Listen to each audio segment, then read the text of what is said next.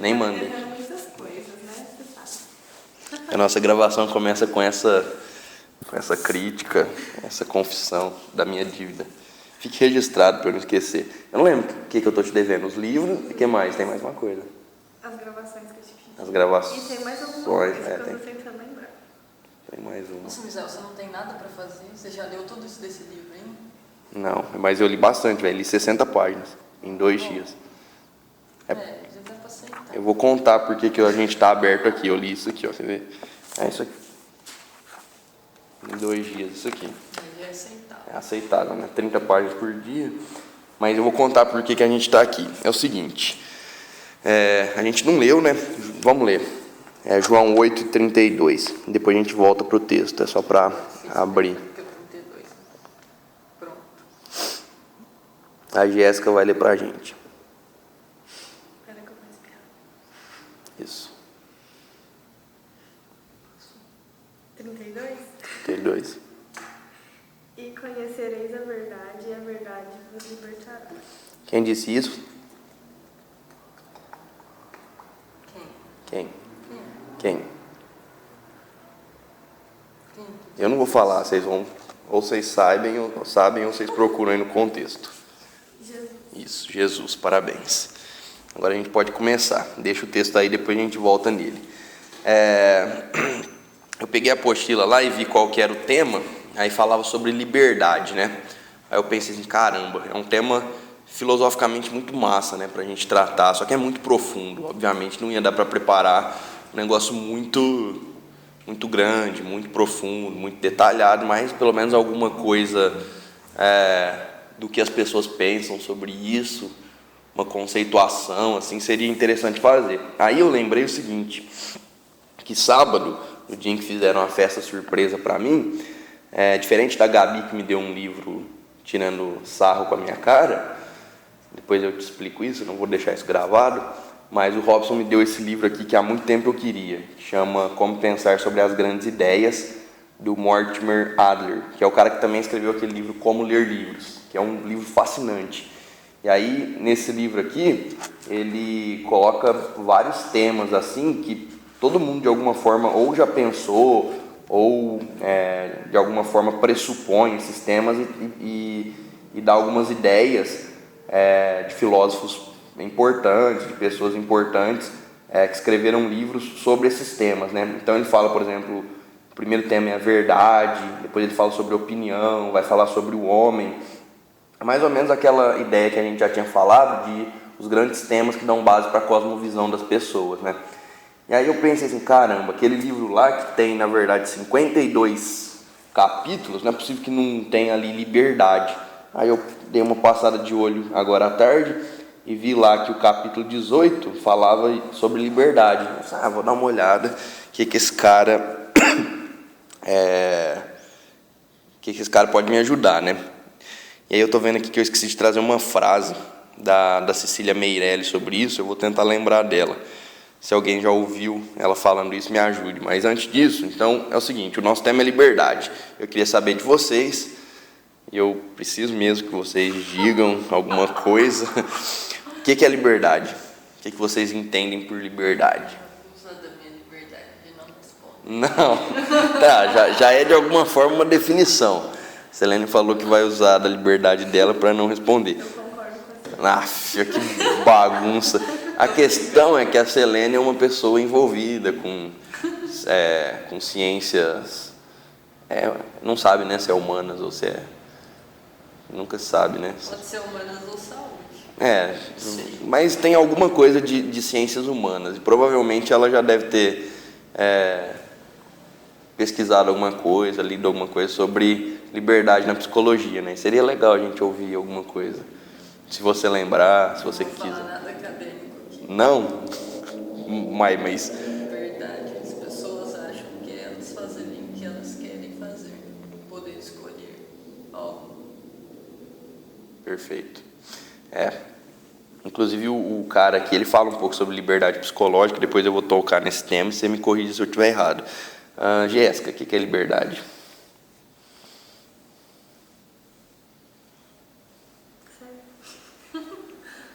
Deixa... Você não tá deixando Aí, isso vai ajudar a gente. Eu acho que a frase da Cecília Meirelles estava na apostila, mas eu Como que é uma palavra? não trouxe. Umas palavras. Liberdade. Só? Não, era mais ou menos assim, que a liberdade é um grande desejo da humanidade, todo mundo pensa em liberdade, todo mundo quer liberdade, mas ninguém sabe o que é. Não me lembro. Mas ninguém sabe o que é, né? E eu não sei se dá para dizer que ninguém sabe o que é, mas de fato é um tema assim muito complicado. Depois eu vou ler uma frase aqui do Adler que ele embasa um pouco isso também. Mas a questão é que a gente sabe, primeiro, antes de dizer que é um tema complexo e tal, multifacetado, ele é obviamente um tema muito relevante. Eu acho que é impossível alguém, de alguma forma, nunca ter pensado em liberdade. Mesmo que seja, nesse caso aqui, por exemplo, no caso de dizer, eu quero não falar nada no pequeno grupo. Isso, de alguma forma, pressupõe a questão da liberdade. Então, é de fato um tema muito relevante, muito importante. De alguma forma a gente pensa sobre ele, de alguma forma a gente pressupõe ele. Só que, lembrei uma coisa que eu ia falar. Ele é tão importante que eu devia ter trazido, mas eu não trouxe, a Constituição Federal do Brasil, de 1988. Se você colocar ela lá na internet e dar um Ctrl F, né, para pesquisar e digitar liberdade, você vai ver que tem muito esse termo. Inclusive no preâmbulo fala da busca pela liberdade, dos direitos à liberdade. Aí ali no artigo 5º, que é um capítulo essencial da Constituição, que fala das garantias e deveres individuais, fala de muita liberdade, né? Liberdade de expressão, liberdade de crença religiosa. Em algum lugar lá fala também sobre a liberdade de reunião, né? De se reunir em locais públicos e tal. Então liberdade é um tema realmente muito importante. Só que, mesmo que a Cecília Meirelles tenha usado de hipérbole e dito que ninguém sabe nada sobre ela, de fato é um tema complicado, complexo.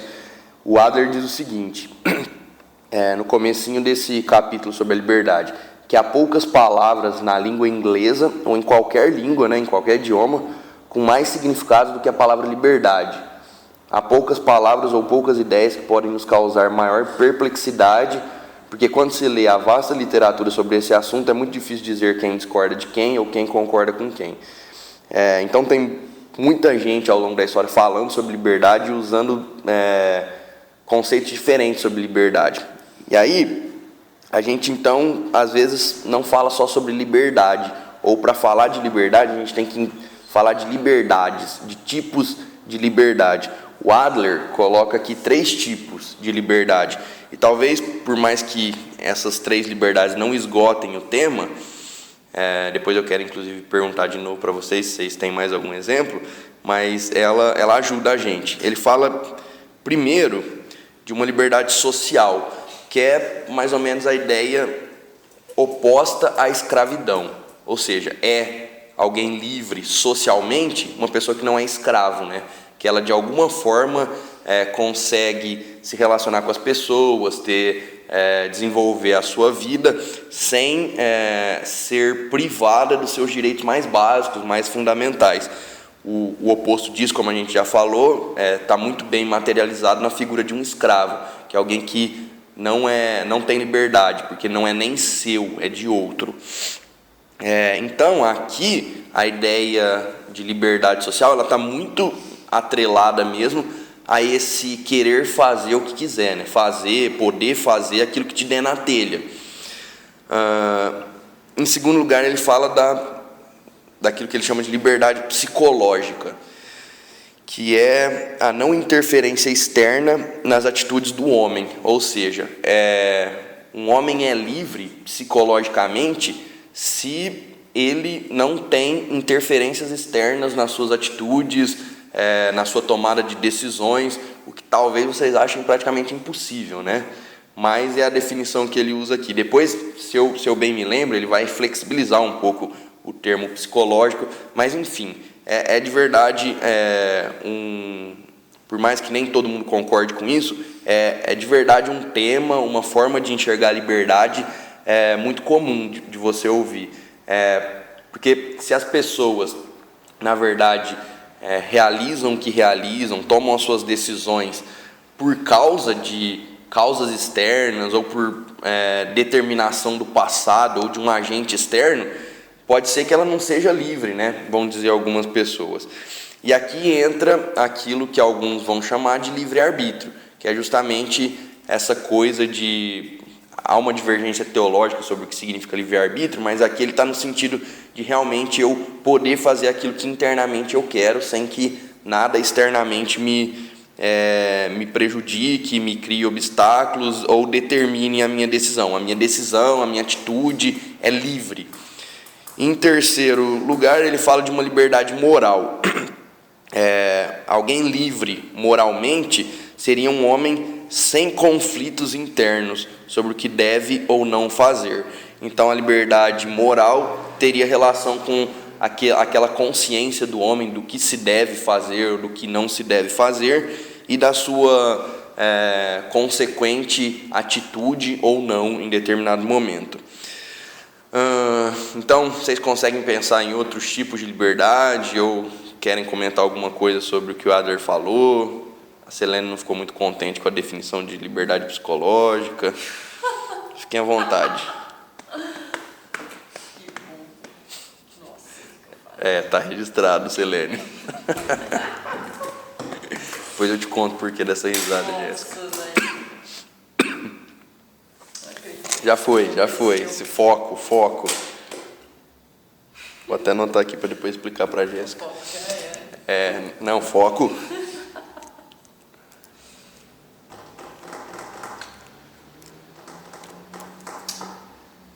Não sei não, tem muitas teorias. Por exemplo, a psicanálise, eu não ia falar coisa acadêmica, mas... Fala alto, por favor. A psicanálise, você é meio determinista em relação ao homem. Questões de instintos, inconsciente, você praticamente vive fazendo mais pela inconsciência do que pelo consciente. E aí, nesse sentido, pode-se dizer que o homem não é livre, né? Não. Não, porque seria livre nas decisões conscientes, mas muitas coisas a gente faz inconscientemente, então... Legal. No existencialismo, eu não lembro agora exatamente se liberdade existe para eles, mas eles falam que quando você escolhe uma coisa, você exclui todas as outras coisas. Mas você tem... eu acho que tem a liberdade, porque aí você escolhe, você foi livre, escolheu aquilo. Você é responsável por essa escolha. Então eles falam de você tem liberdade, você tem responsabilidade sobre a escolha que você tomou livremente. Aí a pessoa pode escolher também, tanto por interferência externa, mas mesmo assim ela ainda escolheu, apesar que teve uma interferência externa, ou ela pode ter essa liberdade moral aí, não está nem aí para as coisas que não são dela mesma, e ter a escolha baseada só nela, mas independente disso, ela vai ser responsável pela escolha que ela fez. Uhum. Então, esse é um dos motivos, né? Porque não tem como você fugir desse tema, porque a liberdade está justamente atrelada com tudo aquilo que a gente faz. Você faz uma coisa e se você para para pensar, eu fui realmente livre para fazer aquilo, quando eu fiz aquilo. O Adler, inclusive, fala em alguns momentos sobre formas de se excluir a liberdade. Aqui, dessas três, ele só vai falar da primeira, da liberdade social, que talvez seja uma liberdade mais fácil de se pensar e que seja uma liberdade também mais fácil de visualizar. Por mais que ele ainda coloque, pelo pouco que eu estava lendo, não li tudo, as leis como um obstáculo. Obviamente, em algum sentido, a lei é um obstáculo à liberdade, o que não quer dizer que é mal, que isso é algo ruim.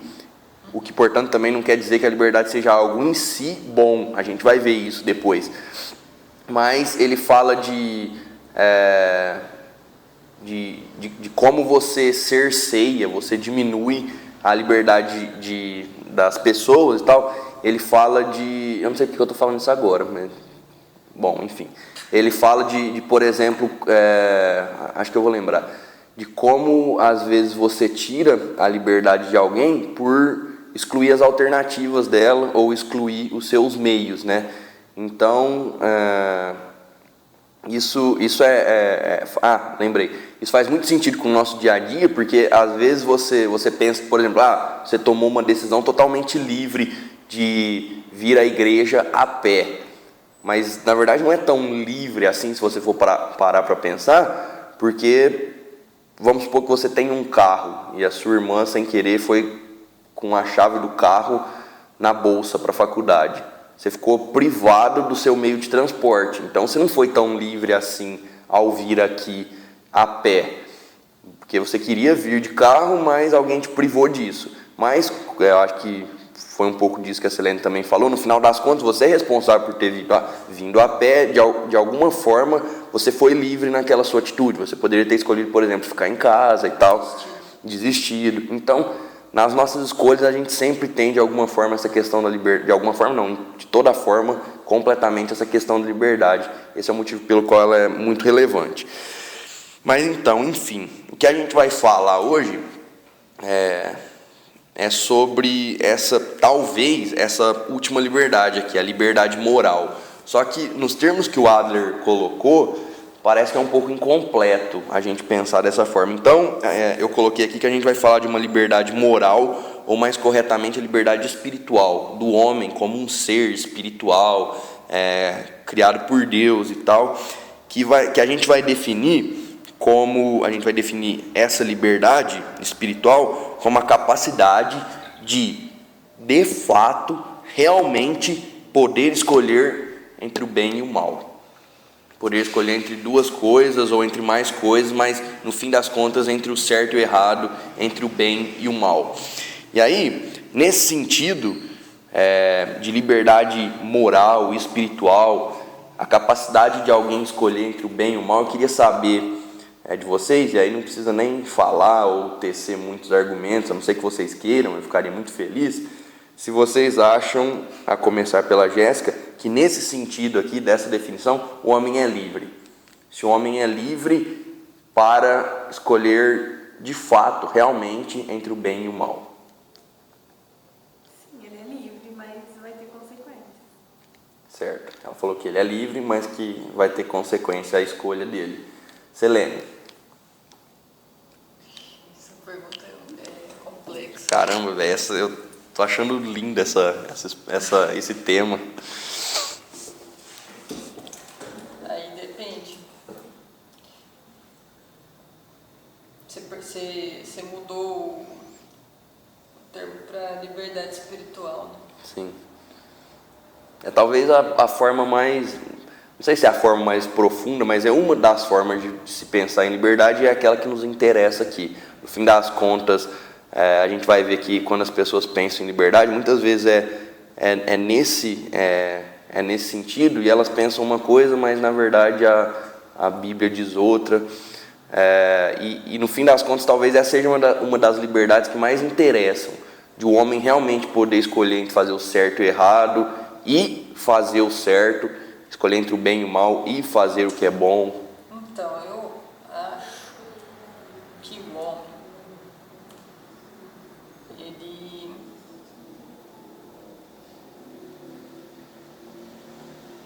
pensa que pode escolher. Aí ele até escolhe, às vezes, o bem. Mas, dada a nossa natureza, às vezes ele faz o mal, ele erra, não porque escolheu, ele escolhe, no caso de uma pessoa escolher o bem, ele vai errar, porque é da natureza limitada do homem, o homem está com a natureza limitada desde a queda, por isso que não tem, é um limite da natureza, não tem condições de ultrapassar isso. Tá, mas na forma que você colocou aí, ele, por mais que erre, deslize, ele tem alguma liberdade de escolher entre o bem e o mal e, de fato, escolher o bem. Ele pode escolher, mas não vai conseguir ser plenamente, não vai ser plenamente bom, porque a natureza do homem é limitada. Certo. Mas tem uns que escolhem o mal. Pode acontecer. Certo. Bom, vocês veem então como que a questão de sistematizar os temas assim é uma questão muito importante para mim, porque, por exemplo, não faria nenhum sentido a gente falar de liberdade antes de falar da natureza do homem, né? A Selene acabou de colocar, que a gente vai trabalhar isso aqui agora, que a gente precisa entender um pouco da natureza do homem para saber se ele é livre ou não. Senão seria uma discussão fora do local. Então, ainda bem que a nossa discussão sobre liberdade está aqui e a gente já falou um pouco sobre a natureza do homem. Além disso, a gente perguntou se o homem é livre nesse sentido de poder escolher de fato entre o bem e o mal e escolher o bem.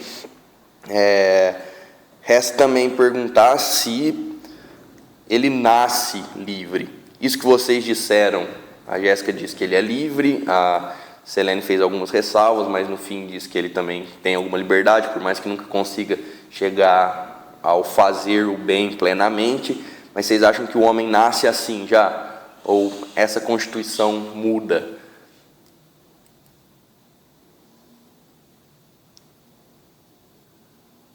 Se você for falar de espiritualmente, ele nasce com a natureza corrompida. Então ele não vai ser plenamente bom, ele já nasce com essa limitação. Mas aqui na questão psicológica, isso, deixa eu ver. Faz algum sentido, mas vai depender de tudo. Por exemplo, o Índico te fala que o neném nasce em independência absoluta. Então ele precisa da mãe, a mãe que vai determinar o que ele vai fazer, vai pegar a mãozinha dele, vai fazer assim, é a mãe que vai fazer essas coisas, vai delimitar o corpo dele, vai falar as primeiras palavras, então o que ele aprender vai vir dela, tecnicamente pela área psicológica. Mas pela área espiritual, a pessoa nasce já com a natureza corrompida. Certo.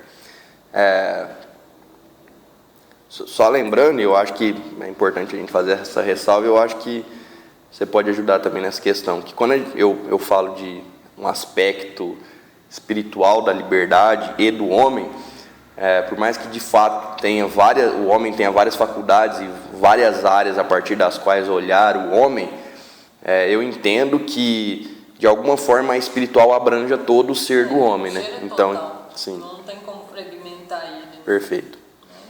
Então, quando eu digo isso porque, para ficar claro, que quando eu falo dessa liberdade ou de alguma questão de natureza espiritual, ela é tão importante, tão abrangente, que de alguma forma ela vai afetar todo o ser do homem, né? E inclusive é isso que a gente aprende na teologia, que como a Selene falou, por o homem ser de alguma forma corrompido desde o seu nascimento, isso vai afetar o seu intelecto, a sua inteligência, a sua emoção, as suas decisões. Então é bem abrangente a gente pensar na liberdade espiritual do homem. Mas, as duas, na verdade a Jéssica não colocou ressalvas, mas supondo que haja ressalvas, ou supondo que o homem não nasça livre sobre o estado atual do homem, sobre o nascimento, e agora a gente está falando sobre algo mais ideal, se o homem consegue atingir essa liberdade.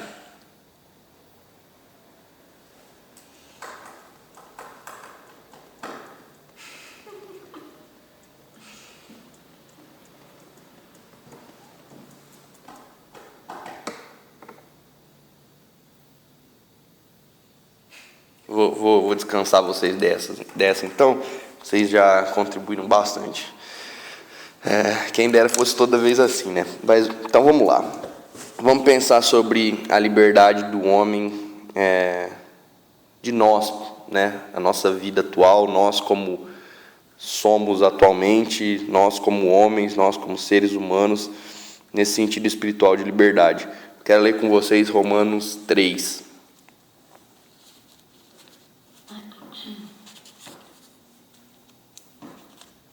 Versículo que a gente já usou aqui em outras explanações e que é muito importante nessa questão também.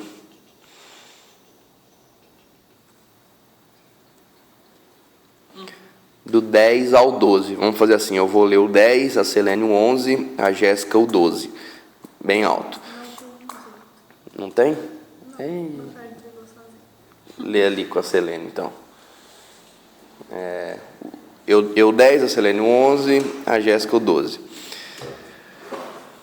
É Paulo escrevendo à igreja de Roma, e ele aqui citando o Antigo Testamento diz: como está escrito, não há justo, nenhum sequer, não há quem entenda, não há quem busque a Deus. Todos se desviaram, juntos se tornaram inúteis, não há quem faça o bem, nenhum sequer.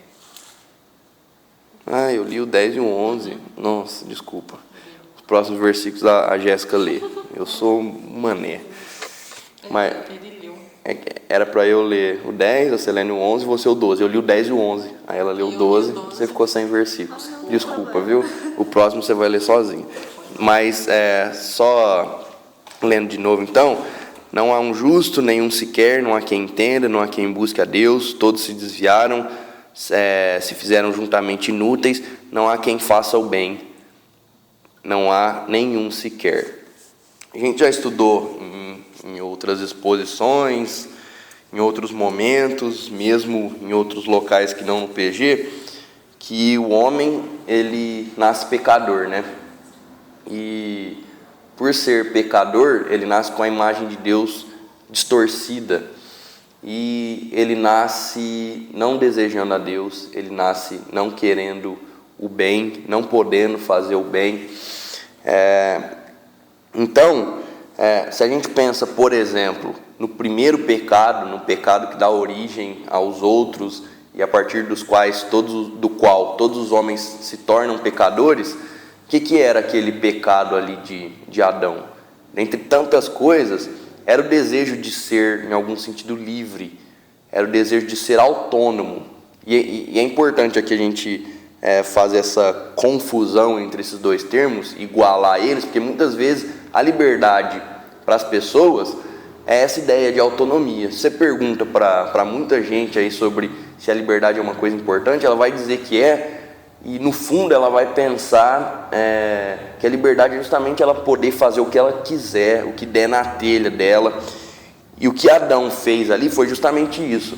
Foi o primeiro ato de alguém que queria ser livre e acabou se tornando escravo do mal.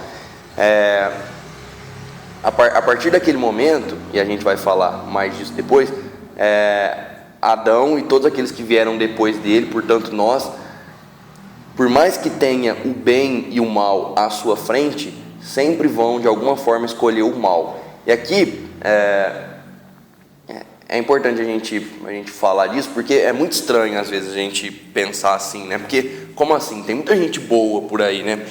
Tem muita gente que faz coisas boas, que faz obras de caridade, que são pessoas amorosas, carinhosas, que ajudam um ao outro, mas é que a gente precisa ser muito rigoroso na nossa conceituação do que de fato é o bem e o mal. O que, no fim das contas, é o bem supremo? O próprio Deus. É escolher o próprio Deus. É tê-lo como seu maior tesouro, como a maior bondade, a maior beleza, a única verdade que existe. E nesse sentido, o homem, nós, todos aqueles que nasceram de mulher, a partir de Adão, nunca, jamais poderão escolher o bem. Na verdade, em algum sentido, o bem e o mal estão sempre à frente do homem, mas o homem sempre escolhe fazer o mal. Não sei se vocês lembram também de Romanos 1, quando Paulo diz que, tendo conhecido a Deus, ou seja, o homem conhece em algum sentido a Deus, então ele tem o bem à sua frente e tem o mal, que é rejeitar a Deus e todas as consequências disso, né? E aí ele escolhe deliberadamente, decididamente rejeitar a Deus. O texto lá de Romanos 1 diz: tendo conhecido a Deus, ou seja, tendo conhecimento do bem, rejeitaram a Deus, não lhe foram gratos, e aí passaram a ser idólatras e tudo. Então, nesse sentido mais profundo, mais basilar da coisa, o homem não é livre. Ele, em Adão, a partir de Adão, se torna escravo do mal. E por mais que a gente tenha o bem e o mal à nossa frente, tudo que a gente faz é em algum sentido mal. Mesmo as nossas maiores obras de justiça, como diz Isaías, são trapos de imundície na presença de Deus. Por quê? Porque se a nossa atitude em si é boa, os nossos propósitos são ruins, as nossas motivações são ruins, a gente não tem Deus no centro do desejo de fazer aquilo, a gente não tem Deus como a grande motivação e o grande propósito, a gente não tem Deus como aquele a quem a gente quer adorar quando a gente faz uma boa coisa. Então, no fim das contas, nesse sentido bem básico mesmo, bem fundamental, o homem tem o bem e o mal à sua frente, mas ele é escravo do mal. Então, apesar dessa ideia ímpia, humana, de que a religião escraviza, de que Deus escraviza, de que a Bíblia escraviza, na verdade a gente já nasce escravo do mal, escravo do pecado. E essa liberdade que pregam aí fora, ela acaba sendo uma hipocrisia, uma coisa que na verdade não é liberdade. Eu lembro de uma ilustração, e talvez vocês concordem com ela pode ser estendida para tantos outros exemplos, né? Um carinha muito bom veio aqui uma vez, no comecinho da igreja, né? Ele faz trabalho com criança. Inclusive, eu acho que o nome dele é Rafael, mas eu não lembro certinho, mas eu lembro do nome do personagem dele, que era Palhaço Girafael. É por isso que eu acho que o nome dele é Rafael, por causa do Girafael. Mas, enfim, ele é muito engraçado, assim, um cara muito bom, muito crente. E aí ele faz uns trabalhos com crianças, inclusive, acho que a Selene postou esses dias um negócio lá de umas substâncias químicas, né, que vai ficando claro, vai ficando escuro, dando a ideia do homem com o pecado, o homem salvo e tal. É muito legal. Ele fez aquilo uma vez, eu achei louco, eu vi aquilo sendo feito na minha frente. E aí ele um dia falando sobre liberdade para as crianças, né, galera do ensino básico, ele falou sobre uma conversa que ele teve com alguém certa feita, e esse cara falou assim que não aceitava, não abraçava o evangelho, a fé cristã, porque isso aprisionava, né? E ele gostava de ser livre. E essa é a ideia que o mundo tem de liberdade, né? E aí ele falou assim: cara, você não é livre, né? Eu disse: não, sou livre, sim, sou livre. Aí ele falou que era livre, que gostava, que fazia o que dava na telha dele. Por exemplo, ele gostava de fumar seu cigarrinho, e a religião o escravizaria nesse sentido, porque não ia permitir que ele fumasse o seu cigarro. Aí o Girafael contando que falou assim para ele: cara, se você me der esse cigarro aqui agora, eu vou fumar ele e não vou ter vontade de novo, eu não vou voltar a fumar, eu não vou ser escravizado por isso. Agora você que se diz livre não consegue abandonar o cigarro, não consegue abandonar outras coisas, não consegue abandonar o amor por si mesmo. Então, por mais que as pessoas aí tenham uma visão sobre liberdade, que é fazer o que dá na telha e tal, elas não são livres coisa nenhuma. Todos nós nascemos escravos, e nesse sentido a gente não faz, não quer, não deseja o bem, e por isso a gente não faz o bem. E aí, aquela ideia lá que eu falei sobre liberdade, a gente tem sempre esse é um dos temas, talvez, como justiça, solidariedade, que a gente tem em muita alta estima, porque parece que o tema em si fala de uma coisa boa, de uma coisa bela, mas liberdade, se a gente parar para pensar, nem sempre é uma coisa em si boa e, portanto, bonita. A gente não precisa ir nem longe. A própria ideia lá de que, suponha que liberdade é você poder fazer o que você quiser, o que te der na telha, e que, nesse sentido, até mesmo as leis são um prejuízo para isso. Isso é algo bom? É algo belo em si? De forma alguma. Imaginem, portanto, por exemplo, um psicopata, ou alguém com distúrbios e que tenha desejos por crianças, goste de estuprar crianças. A liberdade daquela pessoa é fazer o que dá na telha dela. Portanto, se aquelas pessoas fossem de fato livres e pudessem desenvolver a sua liberdade na sociedade, não fossem impedidas por leis, o que elas fariam? O psicopata, o sociopata mataria as pessoas com muito prazer, teria prazer nisso, e o estuprador faria a mesma coisa. Então, liberdade em si não é uma coisa boa. A gente não pode entender liberdade como uma coisa boa em si.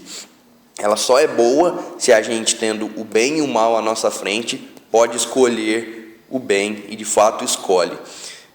E aí nesse sentido, eu já falei um pouco sobre a gente precisar de ter um padrão do que é certo, do que é errado, do que é bom e do que é mal. Isso é importante porque um ateu, por exemplo, alguém que não acredite em Deus ou que não se interesse com Deus como o padrão do que é certo, do que é errado, para ele liberdade nunca pode ser uma coisa boa ou ruim, é meramente liberdade. Só que a liberdade pode desencadear em coisas que a gente chama de ruim e de boa, como essas que a gente falou. Um ateu, por exemplo, ele não tem padrão do que é certo, do que é errado, do que é bom, do que é mal. Portanto, deixar alguém livre é deixar ela fazer o que ela quiser, e aquilo que ela faz não pode ser dito como algo bom ou como algo ruim. Mas a gente sabe que existem coisas boas e coisas ruins. Portanto, um ateu, por exemplo, que pregue uma liberdade total, ele não pode reclamar jamais de alguém que tenha prazer em matar pessoas e que mate a sua mãe. Não pode. Mas a gente sabe que é possível fazer essa distinção e que, portanto, liberdade não é algo em si bom, porque a gente tem um padrão a partir do qual a gente diz que certas coisas são certas, certas coisas são erradas, certas coisas são boas, certas coisas são ruins. Deus, sem esse padrão que seja acima de nós, além de nós, que nos transcenda, toda a ideia de bom e de mal, de certo e errado é subjetiva. Portanto, pouco importa se você disser para mim que matar pessoas é ruim, porque se eu achar que matar pessoas é bom, não há nada acima de nós, não há nada universal, não há nada objetivo que diga que de fato matar pessoas é bom ou que é ruim. E aí o ateu fica num problema muito grande, e é por isso que Deus precisa existir, a existência de Deus é necessária, e a gente pode com muita tranquilidade dizer aquilo que está na nossa consciência, de que a liberdade não é algo bom em si, justamente porque se as pessoas forem deixadas a fazer o que ela quiser, muitas vezes elas vão fazer coisas ruins. E há coisas que são definitivamente ruins, como, por exemplo, matar crianças, matar pessoas, estuprar. Essas coisas sempre serão ruins. E alguém que se sente livre por fazer elas não pode ser deixado, na verdade, livre, de tal forma que a liberdade não é um bem em si, não é uma coisa tão boa assim se pensada nesse sentido. Eu quero ler mais alguns textos com vocês, só para a gente finalizar essa ideia. Vamos ver se eu acho eles. Abram em Efésios 2, e eu vou procurar alguma coisa aqui em Romanos 6.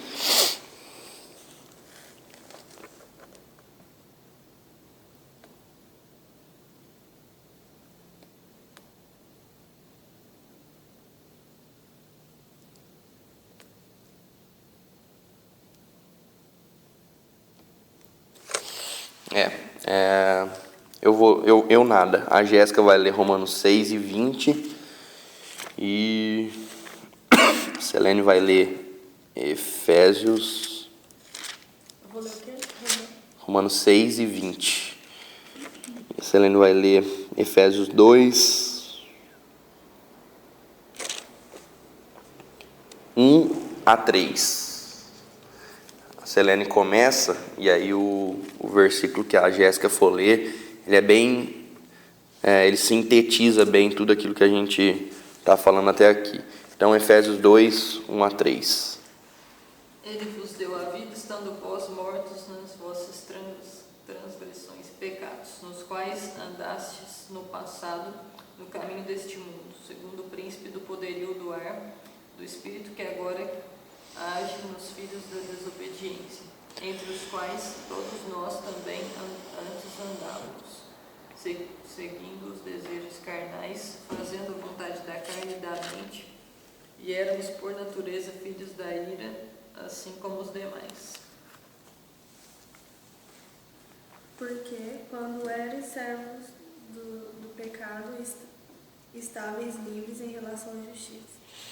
Na minha tradução, por exemplo, diz escravos do pecado, servos do pecado ou escravos do pecado. Essa é a imagem que a Bíblia dá o tempo todo de quem nós somos. Se você é crente, você já foi ímpio.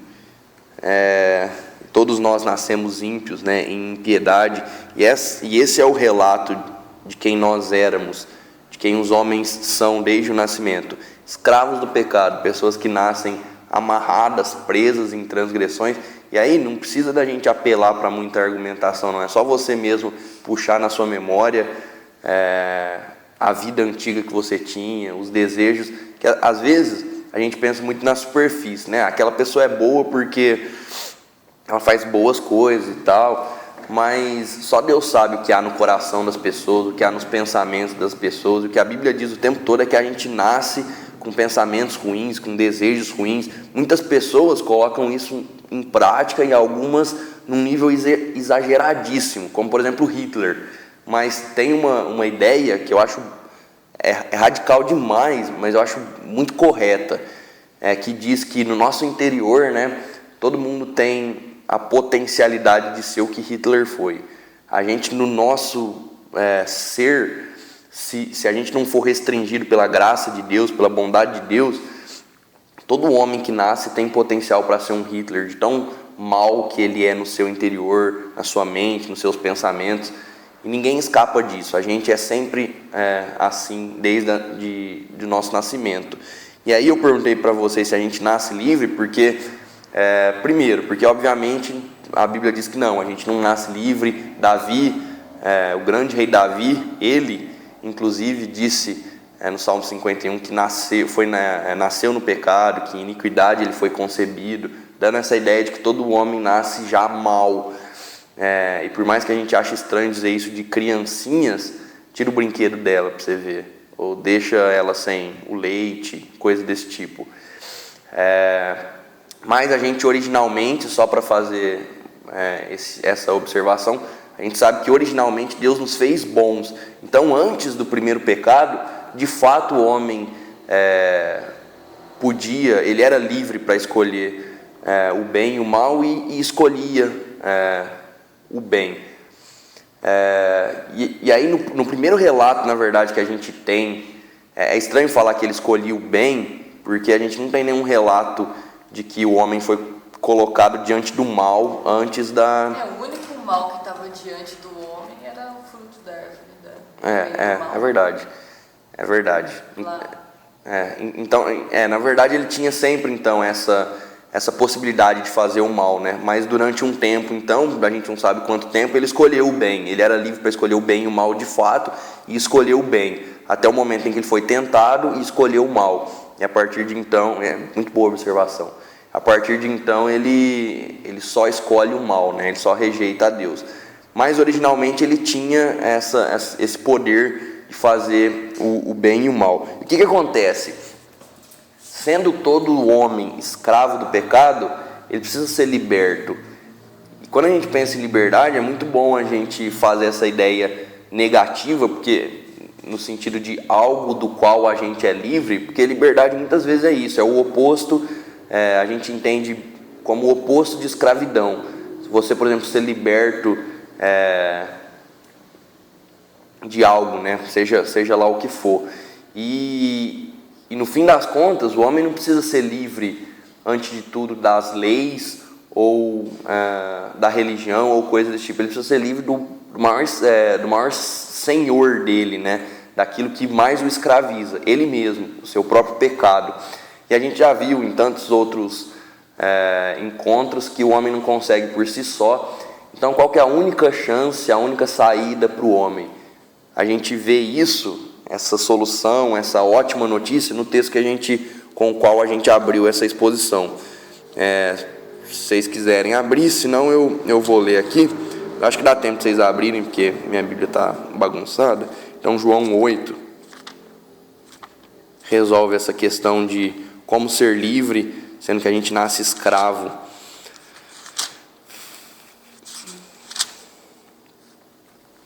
Romanos 8:32. E conhecereis a verdade, e a verdade vos libertará. Quem é a própria verdade encarnada? Jesus Cristo. Esse conhecer a verdade não é simplesmente conhecer um conceito, conhecer o que é certo e o que é errado. É realmente conhecer obviamente, a doutrina cristã, mas conhecer o próprio Deus, conhecer o próprio Jesus Cristo. E Ele, vejam só que não é o conhecimento da verdade que liberta a gente, coisa nenhuma. Conhecereis a verdade e a verdade te liberta. A gente só pode ser livre se alguém vier de fora e nos libertar. Se a gente está preso em algemas e acha que a gente está vivendo uma vida livre, mas na verdade a gente faz só aquilo que aquelas correntes nos permitem fazer, a gente precisa que alguém venha de fora e abra aquelas correntes e nos liberte. A gente não consegue se libertar. E Deus, por meio de Jesus Cristo, que se fez homem, sofreu os nossos sofrimentos e morreu no nosso lugar, só Ele, só por meio dele, só nele a gente encontra essa libertação, essa salvação. E aí é muito, muito lindo pensar nisso, porque a partir do momento que você recebe a Cristo como seu Salvador, seu Senhor, entende que aquela morte dele era para ser a sua morte e recebe a justiça dele por meio da fé, o que acontece, e é muito legal, eu fico muito feliz de poder falar isso, porque a gente às vezes não pensa muito sobre isso. Aquela liberdade que havia em Adão, ela aos poucos começa a ser renovada na gente. A gente que era totalmente trevas, escuridão, a partir do momento que a gente se torna filho de Deus, porque Deus nos torna seus filhos, a gente começa a ter a nossa liberdade restaurada, de tal forma que agora, se você é um cristão de fato, você tem na sua frente o bem e o mal. Antes você só podia escolher o mal, e agora você pode escolher o bem. E com a graça de Deus você consegue escolher o bem muitas vezes. Você erra, você escolhe o mal muitas vezes, e isso a gente chama de pecado. Mas com a graça de Deus você consegue até mesmo cada vez mais conseguir o bem, conseguir fazer o bem, escolher o bem, desejar o bem. É isso que a Bíblia chama de santificação. É esse processo que começa com a nossa transformação, quando Deus muda a nossa natureza que era totalmente escrava, totalmente má, e agora nos faz, na verdade, escravos do bem, não do mal. E aí a gente pode começar a escolher o bem, só que a gente ainda escolhe o mal. Isso é muito triste, isso deveria deixar a gente triste.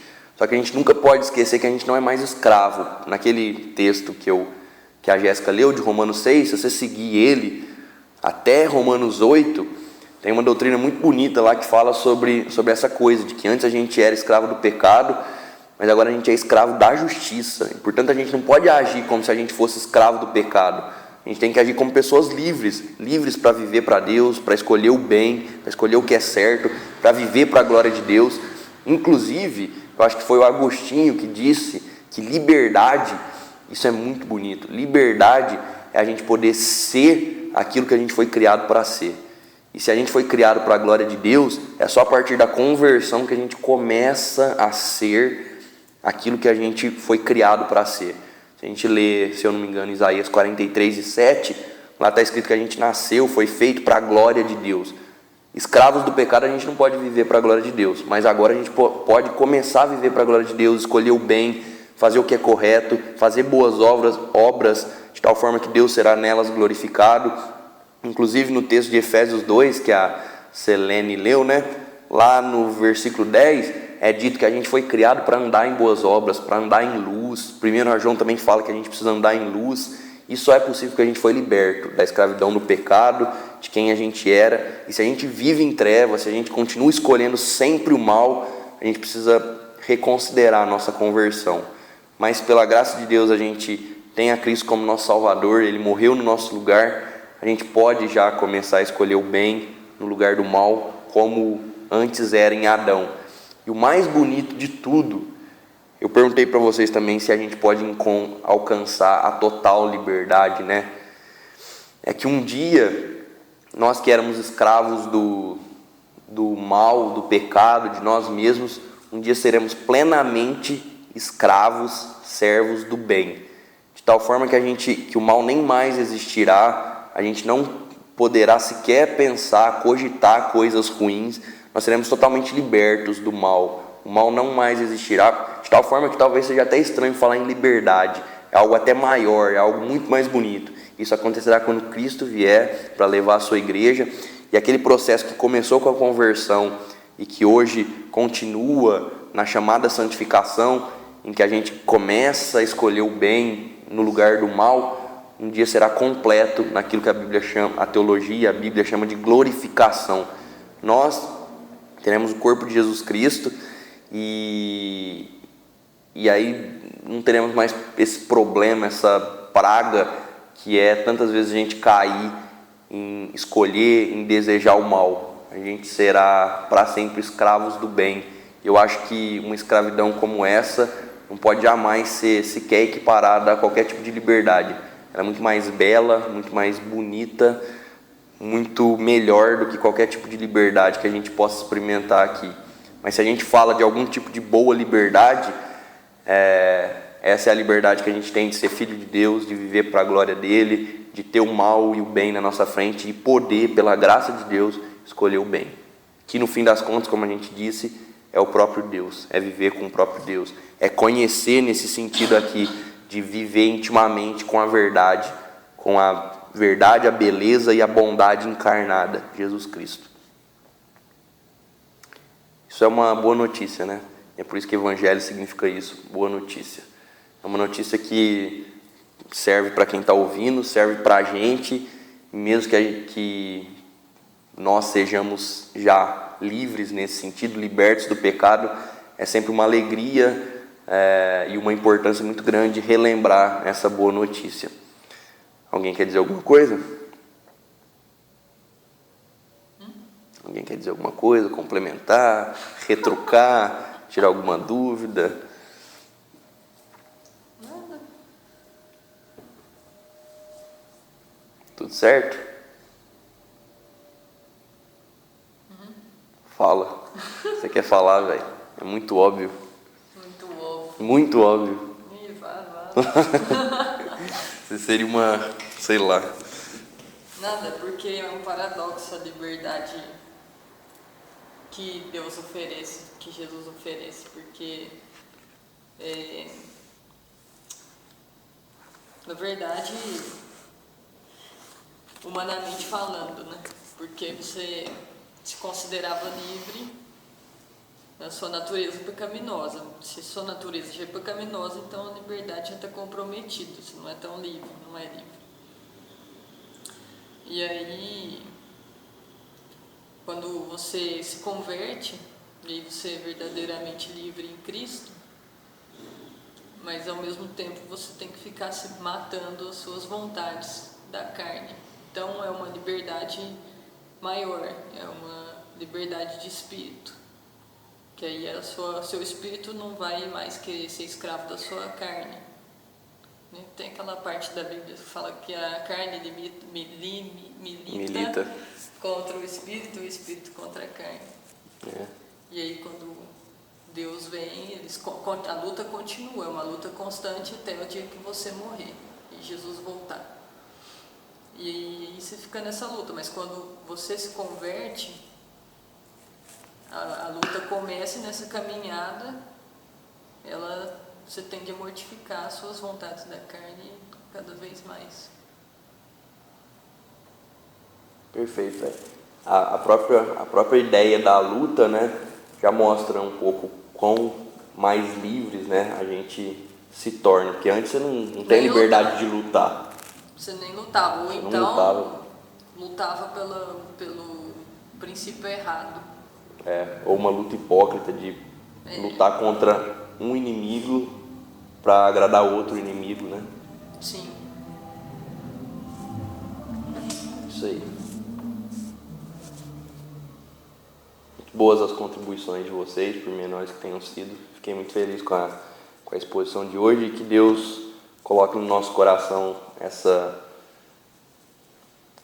esses conceitos e essas ideias todas, porque é a partir deles que a gente lembra que a gente não era livre de coisa nenhuma, que agora a gente pode começar a experimentar uma liberdade de filho mesmo, de ser filho de Deus, e que, acima de tudo, a nossa grande esperança é que um dia a gente vai ser escravo do bem, do que é correto, servos do próprio Deus para sempre, sem que sequer o mal exista. Essa deve ser a nossa esperança, a nossa alegria diariamente. Que Deus nos ajude nisso. Vamos orar?